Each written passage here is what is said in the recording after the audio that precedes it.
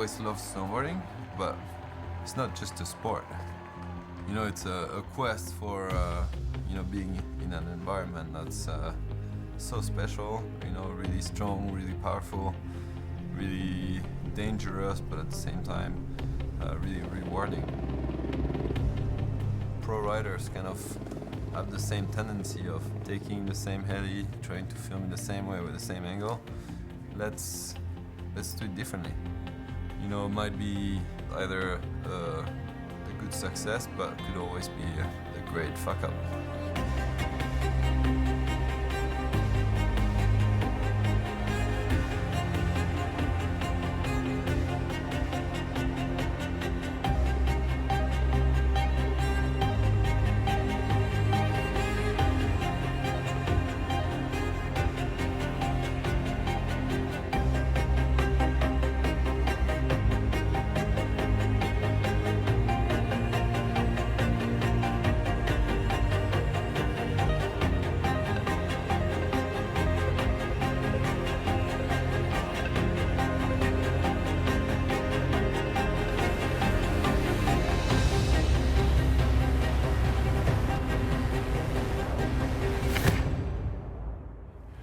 Holy shit!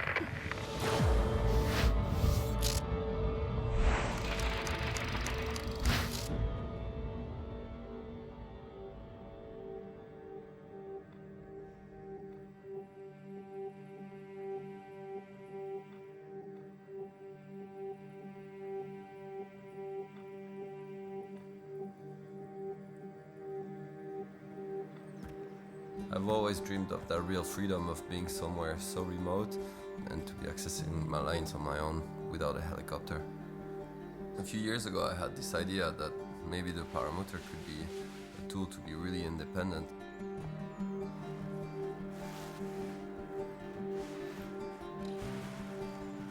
Alaska is for sure what I was aiming for at first. I've been trying to plan this trip and it just doesn't feel right. I feel that it's a bit too much to go there at first. And I think that Svalbard it's gonna be a lot easier, you know, considering that Sam has never flown. It's been done. It's been done as well. Many times. Well, yeah, Svalbard has been done, that's for sure, but I'm sure, you know, because of the paramotor, we might be able to find like really crazy terrain. You know, we have a quite a unique opportunity because no one has used that way of you know, going around, checking, accessing lines and shooting. Maybe no one has tried because it doesn't really work, but I'm convinced it works. What makes it amazing this time of year is you're basically having a permanent sunrise-sunset for 8 hours. So the light's going to be incredible. I was looking on Google and stuff. All this stuff here looked kind of nice. And down here looks good. If you just try to do stuff from location by looking, you only see maybe 10% of what's doable. But like with the paramotors, we're gonna have access to completely scope like the full area, maybe a radius of 30, 40 kilometers, who knows.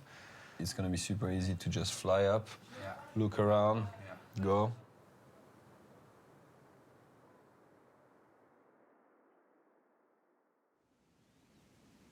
Sam has not flown 1 second yet, and we leave in 3 weeks. And yeah, he's confident, but he does know what he's going into. We're gonna see very shortly what happens. What do you think Sam will be doing? Si on le flingue, hein. Comme c'est le dernier. Good leg. Good show? Yes. Big a crash? Or not? No? Maybe? No. Ça va? C'est compliqué un peu. Already there's problem putting the helmet.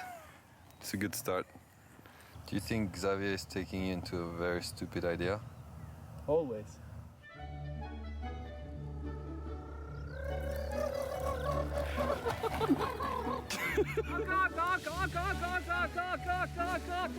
Okay.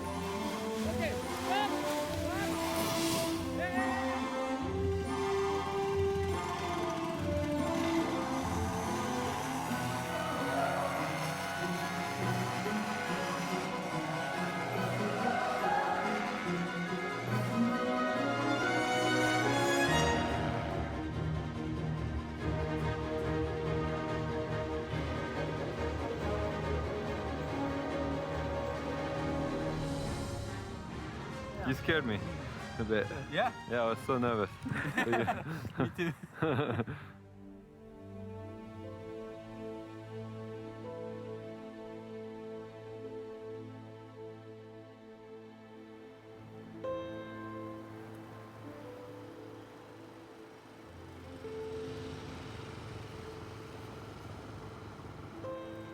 We're in the archipelago of Svalbard, the island of Spitsbergen.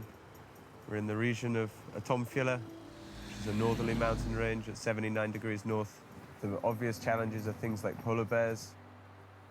And we're in the middle of nowhere, and we're never allowed to leave the camp without a gun. It's so far north, and it's cold as it can be.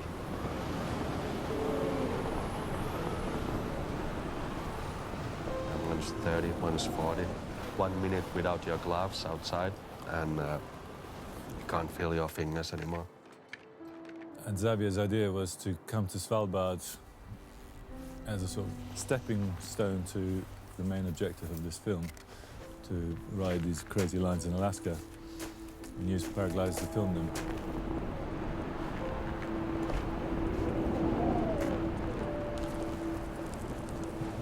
We need to shower in the camp. That's our shower. Sure. I think we'll find that this trip is mentally and physically way harder than Alaska will be. I say it's off.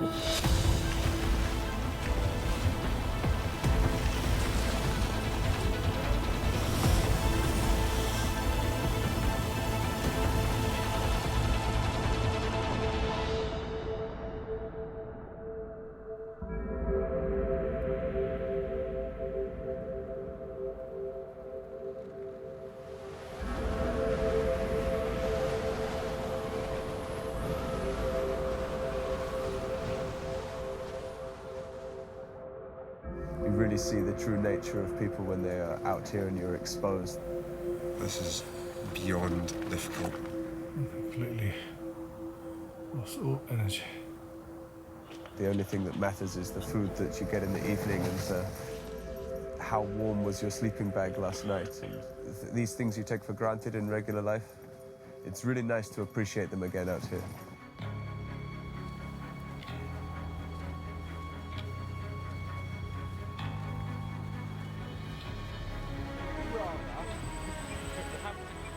Between the drones and the paramotor, we have a lot of things breaking. The drones barely fly, and the paramotors, a lot of the pieces break all the time with the cold.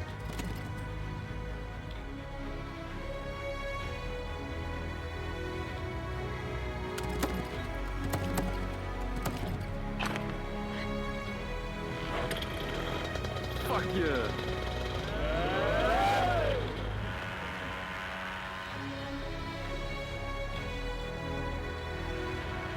In my mind, I had a place that would be a bit more wild, and that would be the perfect place to kind of try this paramotor scenario.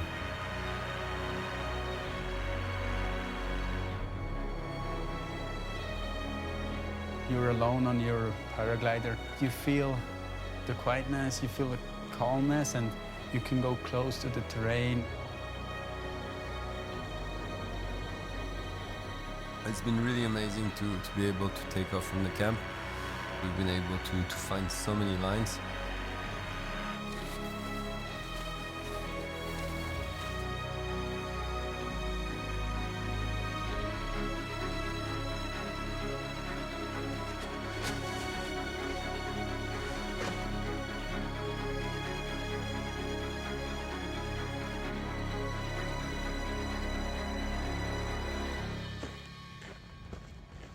If I had $1 million, if I had $1 million.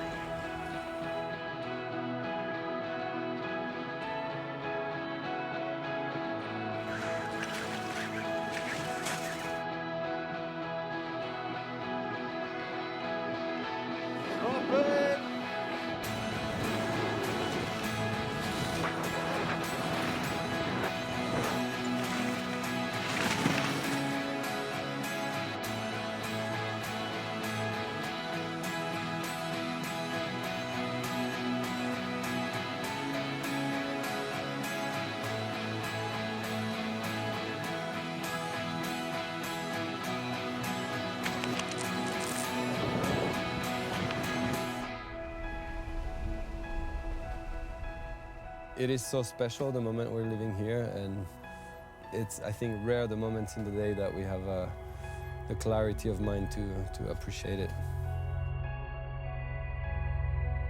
It's pretty easy to focus on, you know, the cold feet, the fact that every time you go out, you're just like, freezing, you wake up with frost all over your face. But then I think it's really important to step outside of our little box here and see that it's just freaking amazing here.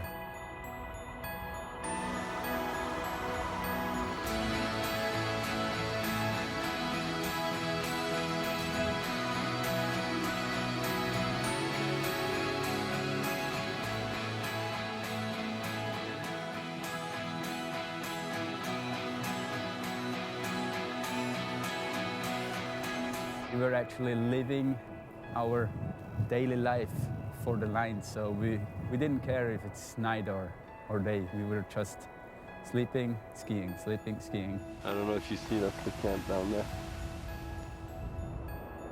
So sometimes we were riding in the middle of the night, so 2 o'clock drop in. The light in those lines was the special thing.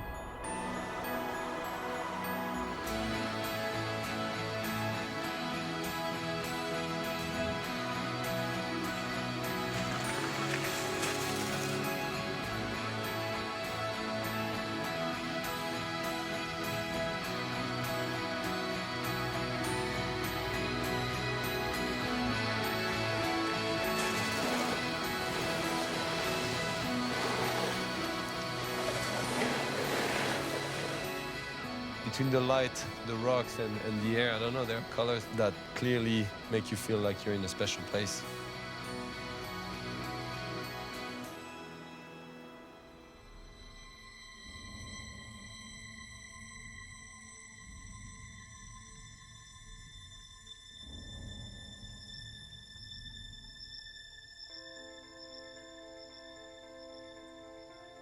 The fact of getting into this kind of primal environment is good because you cannot get to leave your phone away, forget about your emails, forget about, you know, all those things in life that eat so much of my time, so much of my passion and everything. And for that reason, camping is great.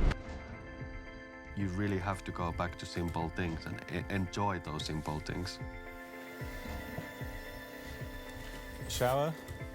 We don't have one. Toilet, we've got an interesting toilet, which is just 2 holes in the grounds. I don't think I've brushed my teeth since I've been here.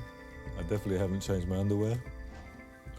Yeah, I'm sure I don't smell very good, but then neither does anyone else.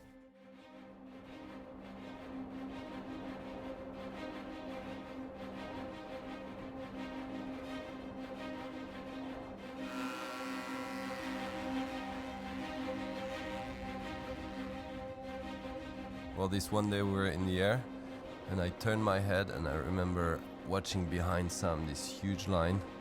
Although it was really close to the camp, it's only when we were being in the air that we could see if it was rideable or not.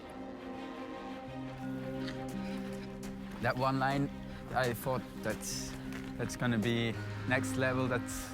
Maybe that's not skiable.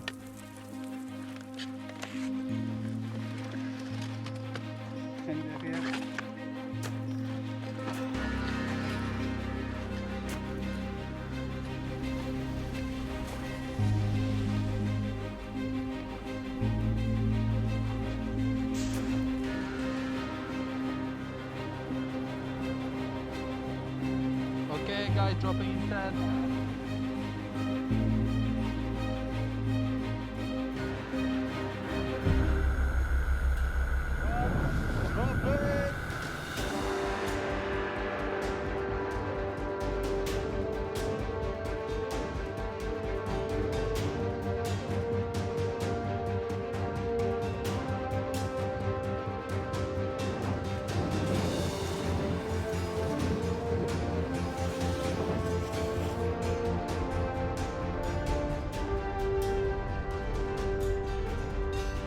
I guess that the punishing is a part of the experience. You know, going to the same place, doing the same thing is boring. What story are you gonna tell after? An adventure like this, it's a dream. There's an idea of Xavier and Sam actually using paraglides to get to the top of the peaks. It's not so easy, but maybe we have the opportunity to do some very nice things, and let's try and we'll see. So we were testing drop-offs from the paraglider, but only near camp. I definitely think that's gonna happen in the future on bigger lines in Alaska.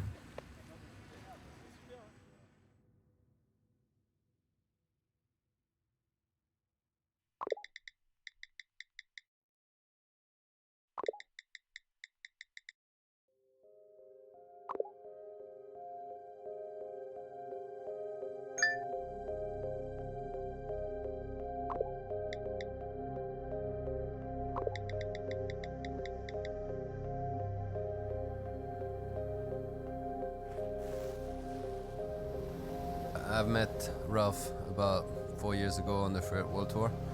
I've always liked his style and his philosophy, and we've always been speaking of doing a trip together.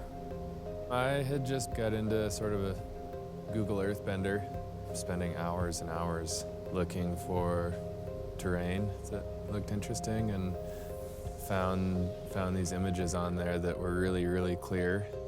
You could actually see spines, and you can't ask for better imagery for recon. The original goal was to access Alaska in a completely new way and take a boat and find lines from the sea and access them with the parameters from the air. Pretty scary now. Yeah, I read the Ralph's email. Yeah. I don't know what a skunk show is, but it doesn't say. So the problem right now is that there's the worst winter in 40 years in Alaska, especially below 3,000 feet, which is exactly where we're going. There is absolutely no snow. So we have to find a solution. But the last piece of the email was the weather might be coming. He did also mention that there are some changes in the weather patterns happening, meaning the next 3 weeks could be pretty major.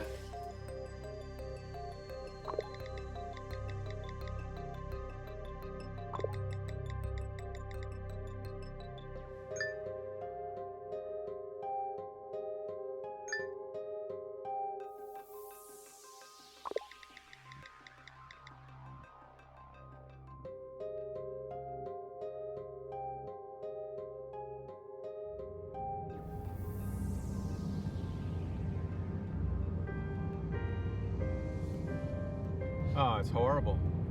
It's the worst winter in history. Just snow. Typically you'd have 10 feet of snow right here at sea level on an average year. The snow would be up over the top of the truck. This would be like a tunnel through here. All this brush here would be covered. It's not even a zero. Yeah. Normally it's up the top. Okay. We're not even at 6 inches right now.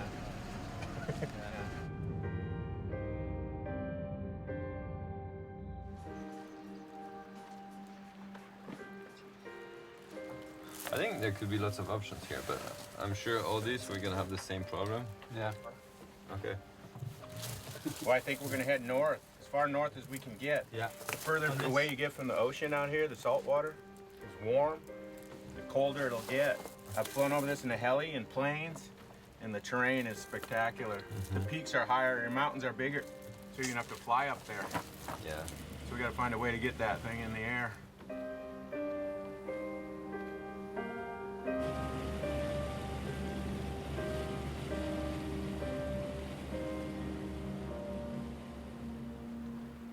Before coming here, we didn't realize how bad it was gonna be. We had the dream of being able to take off from the beach, land up there, and ride that way. It's just so windy up high. There's absolutely no snow at the bottom. We can't fly with a paramotor. I think it's still worth it to try something. So we've got tents, we've got touring gear, so we can make something happen. The problem is that we have probably 2 kilometers of bushwhack, and we've gone about 100 meters in 3 different ways. Bluebird Day in Alaska, and we're standing somewhere on the river. It's really windy. Probably blowing 60K. The whole mountain is just like... So here it's fine, but up there it's gonna be a nightmare. It's quite frustrating because everywhere we look we see amazing lines, and now the snow is obviously completely rotten and the access is still really challenging. You know, the choice of doing trips like this is quite a commitment because there's so much organization that in a way the whole of the season you kind of have to put a lot of your snowboarding away because you're all focused on this, all your plans are focused on this. So of course this is like a big chunk of your winter, and if it goes bad here, it's pretty bad.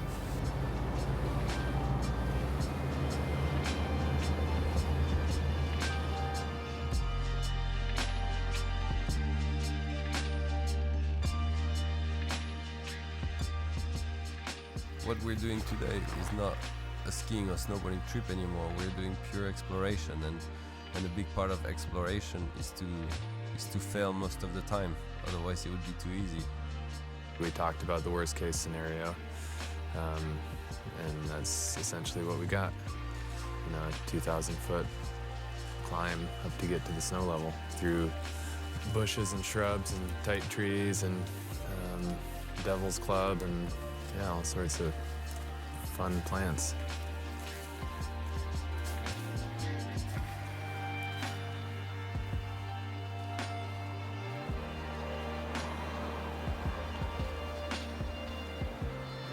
We climbed the smallest peak in AK. Yeah.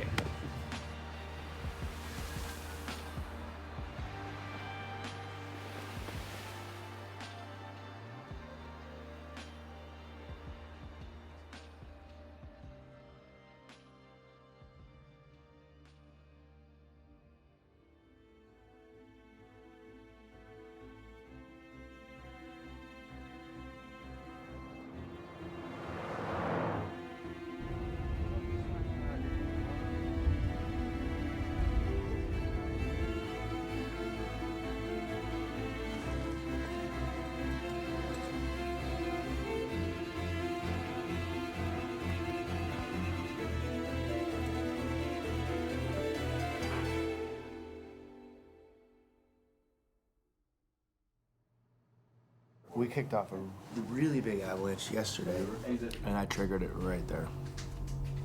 And it so rips down to these old layers. Literally engulfed this whole slope, running down, sends it over the moraine. It still would have been an unsurvivable slide had I been in it for sure.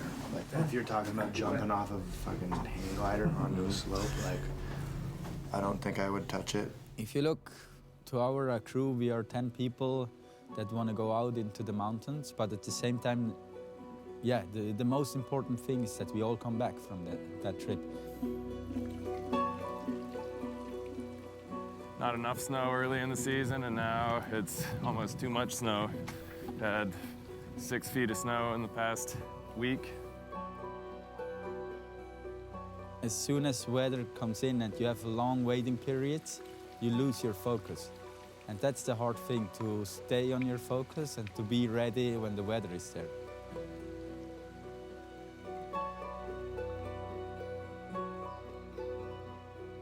Like in our world, everyone sees exploration as finding a place that no one has touched.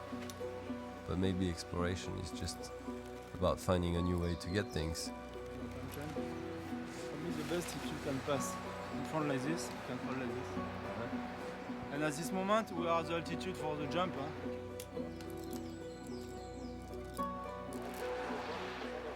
I really love the concept of jumping from a paramotor. You know, it's this kind of idea that you're a kid, you'd be like dreaming of a crazy thing, you would not even dare of doing that, you know? I have never parasailed or paramotored or even ridden tandem in either of them before. C'est beau?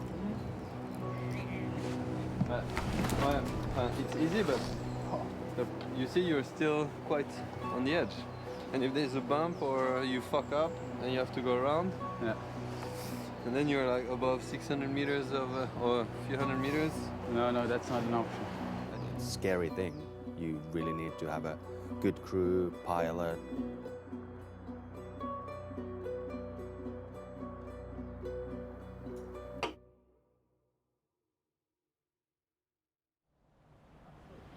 We make some para waiting. It's like paragliding, but less dangerous. Okay, so what time can you do the recon flight? Like now? Okay. Okay, so we don't prepare anything here. We just wait for you guys. They go flying now, check the camp, but we're not going camping. So you can open a beer if you want. With what we're trying to do, we do have a pretty specific set of requirements in order to be able to take the paramotor off and land it. This spot is so freaking perfect for paramotor takeoff. Yeah, we can go in every direction. Yeah. And we have another look on Rainbow Peak. So Sam, I was thinking right up here on this bump. Yeah. Let's put a hold on it right now. I think we're gonna have to regroup. Clouds are boiling all over the Garrison head wall. Rainbow's out. They're coming quick. I think we're good, no? Yeah.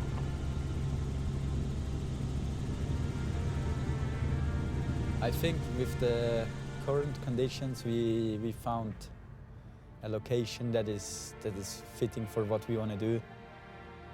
Straight to Rainbow Peak, straight to Grandma's swimming pool. If we have a perfect day, we can land up there. It's this. Well, it's a plan, but... Or not land, but kick you guys off. Yeah. If you think it's the best location, let's go and we'll see. If we can do it, it's going to be amazing. But the chances that we do it up there, it's quite small. The reason why we picked the zone close is that we are a big group. We have a lot of gear, right? And the weather right now is not. Right. I put my skis down on that spot, but it's really short. It's short. It's very short, and for this thing, I don't know that it's the right call. Yeah. So a better option would be to heli. I'm afraid so. If you want to get there, that is a nice, safe place to camp, though. Yeah, to camp it's perfect. We need good weather to fly in, for sure. The pilot needs to see something. So definitely aiming on getting in this weather window, Friday, Saturday. We need to go there, feel the snow, be there. There might be 30-minute window. We see the face, we hear if there's any avalanches. It's important to be up there.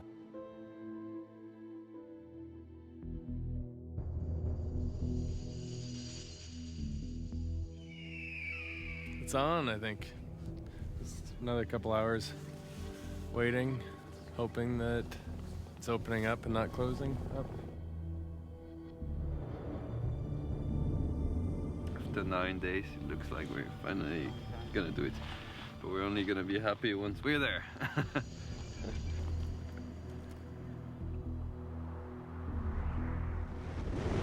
You're not worried that it might just like shut down just in the zone there? No.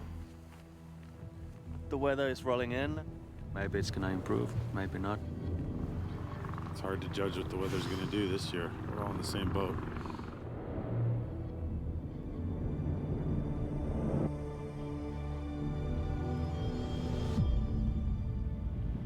What's It happening? was so fucking obvious that it was gonna be like this. What's happening? Well, We're fucked. Just that Rainbow's closed out. Sonny just doesn't really have a lot of confidence it's gonna do it again. Fucking hell! Like, oh. Putain, man. It just kept seeming like we were gonna make it out, and then we wouldn't. I have never spent so many down days here in Haines, Alaska when I've been here. You kind of prepared every morning, every day. Hey, today we're gonna go up, tomorrow, definitely.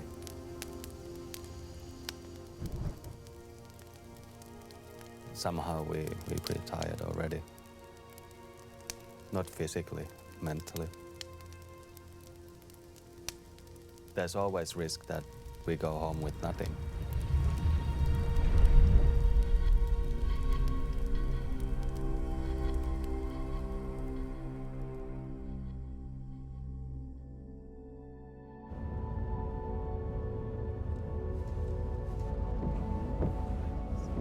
Xavier and Sam went down the road and got a good look up into the Rainbow Valley, and all of a sudden it turned around and said, yeah, it's clear up there, let's go. Yeah, thanks. Yeah, let's just, it's kind of closing in and out and stuff, so let's get in the air and look at it, make sure you guys are comfortable with it, okay? That will get you in a nice spot. We'll know that if it's safe to sling load or not. We found a zone where we can really express ourselves and do that special paramotor thing.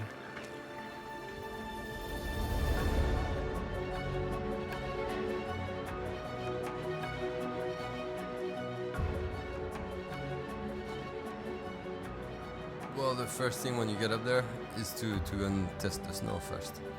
The best way to do it is to go tour around, go into small runs, and we didn't want to just get out of the heli and rush into the paramotor and jump from it, because that's something you need to work into.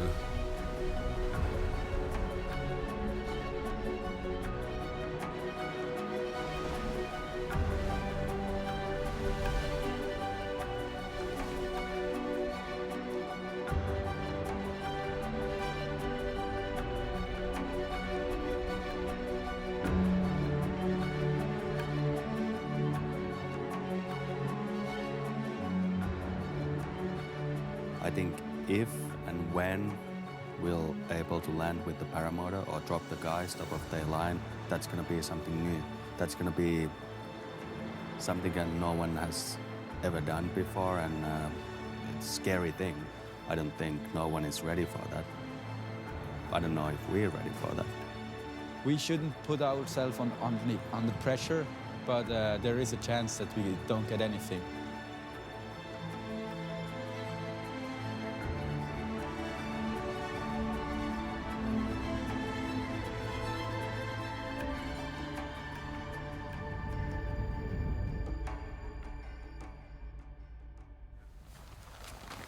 What's all the chat, boys? Doesn't sound good. It looks like all the grandma's wrinkle, all the spines, everything collapsed. So probably a cornice. Yeah, the whole face is out. Hey, what's up, Sonny? Ralph Backstrom here. Wanted to call, let you know we've had some observations out here. Everyone's fine, but last night at about 1:30, Grandma's wrinkles went from all the way across the cornices, from one side to the other. First night you spent here, your main objective is gone. Now this trip can't be good. Something that I have never seen on that size, and there was a big sign from the mountainside also that cornices are not good, not stable. You know, the fact of being camping, to see that the mountain is not something that's kind of solid, it's moving, it's living, and you see it day by day.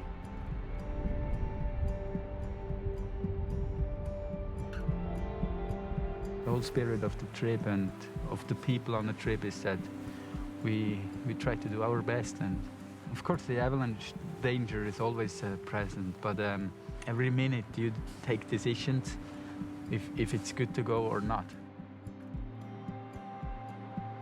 Still shaking. I think some of the scariest and steepest snow I ever climbed. 5, 4, 3, 2, 1. Holy shit.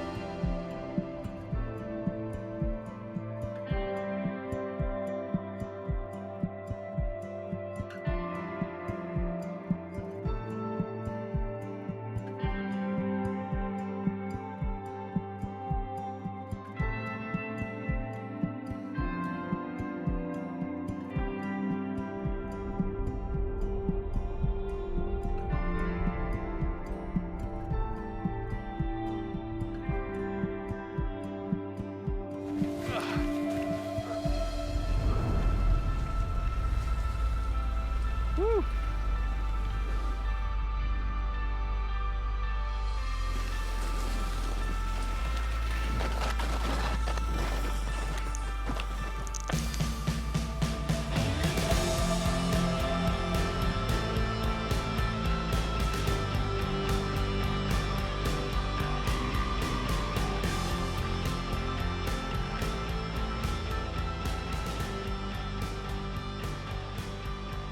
I find it always kind of dangerous to take a decision on your own in the mountains, and I've always felt that the more you asked people around you, the more it kind of allowed you to judge your own decision and kind of weigh it.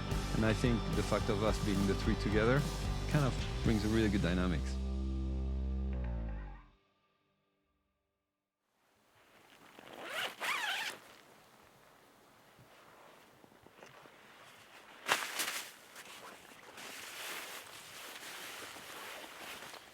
Morning.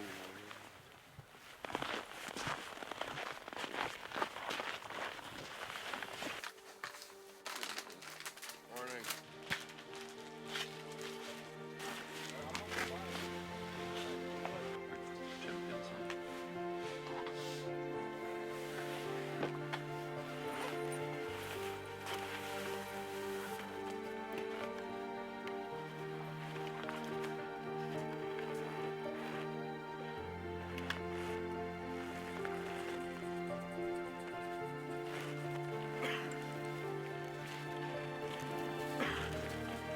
If we had the paramotor now, we could sleep another 4 hours, but then flying is one thing, jumping is another. We completely need that process of building into it, and at the same time, I want, like Christophe, to feel good with the air, good with the wind, and that takes a few days. It's like anything difficult you do.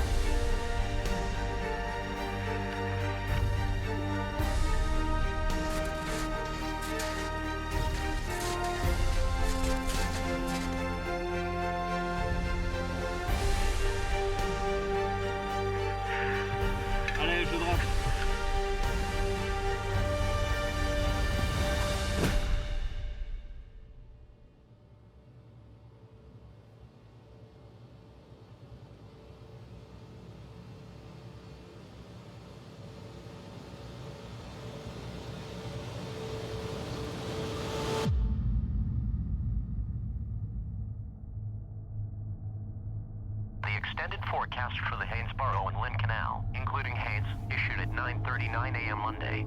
For Tuesday night, rain showers. Lows around 41. Southeast wind 10 to 20 miles an hour. For Wednesday, numerous rain showers. Highs around 49. Southeast wind 10 to 15 miles an hour. For Wednesday night through Friday night, mostly cloudy. Scattered rain showers. Lows around 39. Highs around 50. I think we have another 5 days here, and we're having a hard time deciphering what the weather radio is saying. He just keeps saying partly cloudy, chance of rain, partly cloudy, chance of rain showers. Yeah, if the storm doesn't break, I'm not sure. We might be here through the middle of May. Hopefully that works with everyone's schedules. It's great out there. At the moment, it's a bit of gamble. Like if the paramotor doesn't work, what is this film? What is it like a normal snowboard ski action film? We have this vision to be, we are flying paragliders ourselves, and I'm definitely really excited. If it works out, it's a good way to access the mountains. But it's kind of scary to kind of dream the full ideal scenario when you've never done it. But yeah, the possibilities are huge. If it works out that we can drop off from a paramotor into a run that you were dreaming to ride, that's gonna be a good feeling.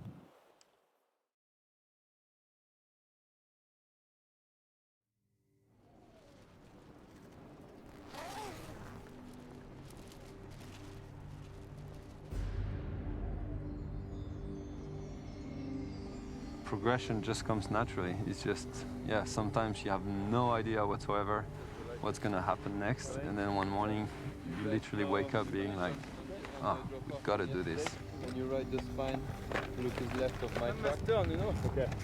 You know that the paramotor opens so many different things, but at the same time it's something that no one has done.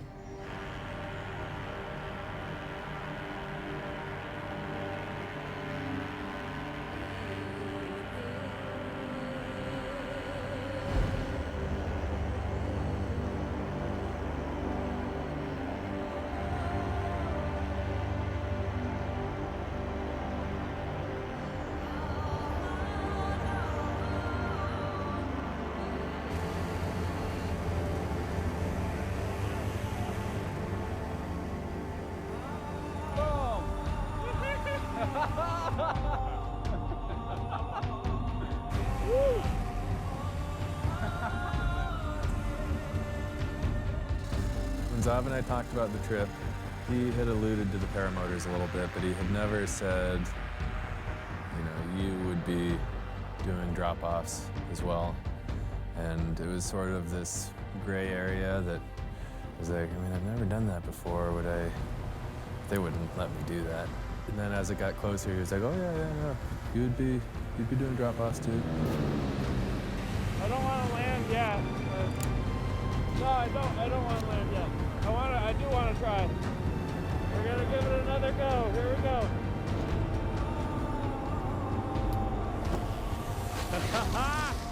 Yeah! Yeah, Papa!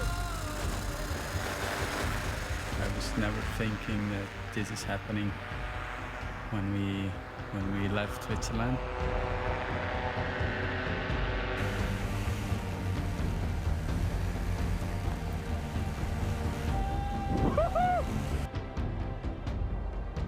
It was so amazing because suddenly we could access our main objectives in less than 10 minutes, whereas before it would take us 4 or 5 hours hiking.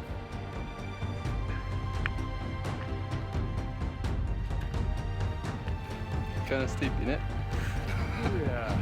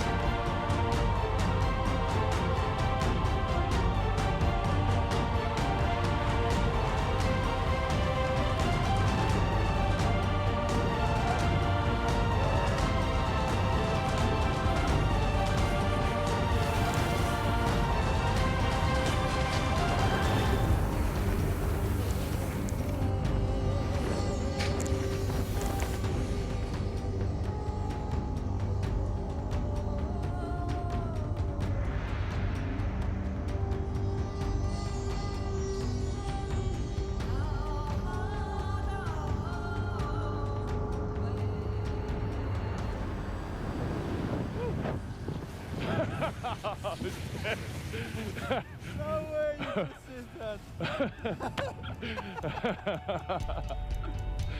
Oh man. Holy shit. Merci. Tu rigoles. Ils sont trop bien.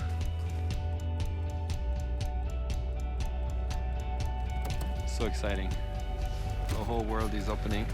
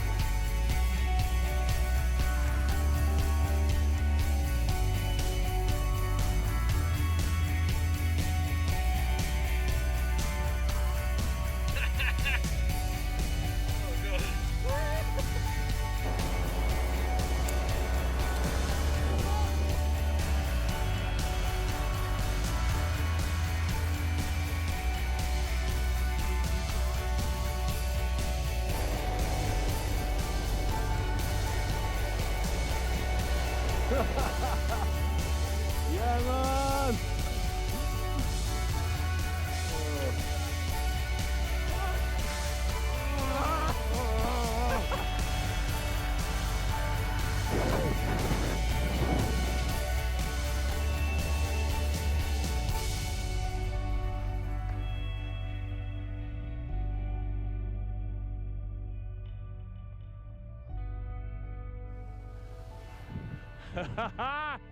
Yeah! I think we don't realize it right now what we do, but definitely it feels good to be one of the first persons that dropped off a paraglider.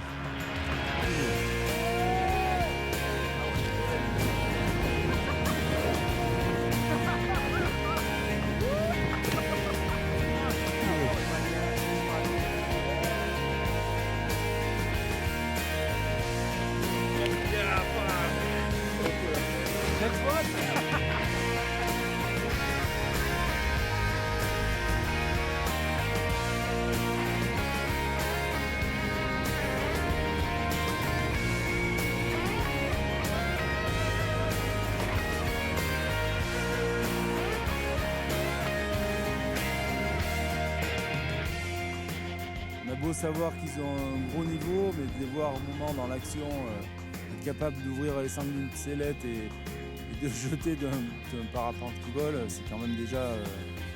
ça m'impressionne. Et en même temps, ils restent très humbles dans leur pratique. That felt so smooth, it was amazing. Oh.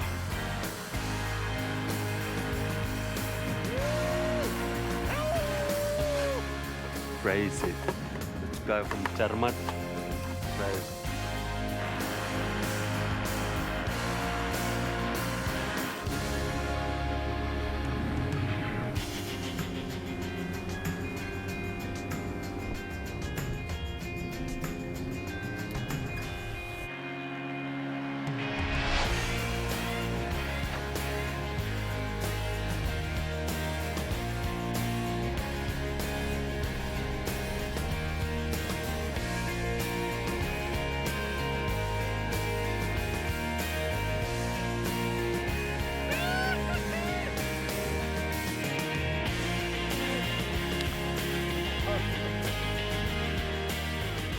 You're sitting on this little plank of wood with the end of your ass. And once you've unbuckled, you have no options but to jump.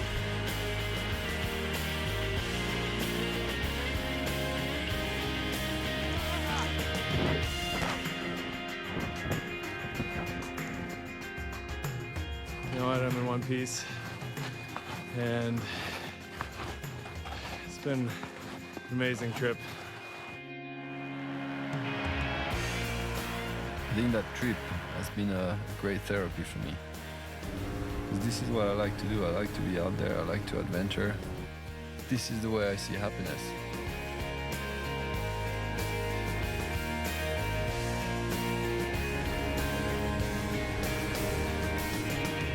You can stay your whole life at the ski hill, at your mountain, but I think the challenges are to go further and explore.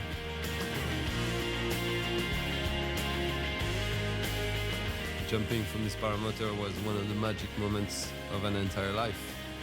I hope that it inspires people to go and follow their most crazy dreams, because that's what we did here. Let's go to the bar now.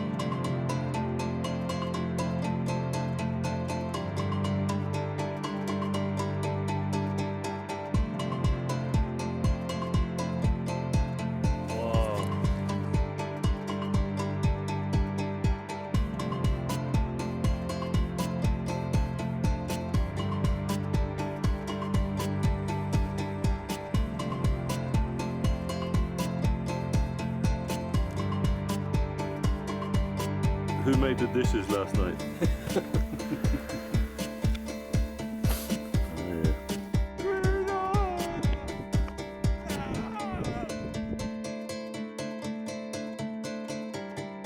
We keep him? Yeah, the liver is very good. It's good.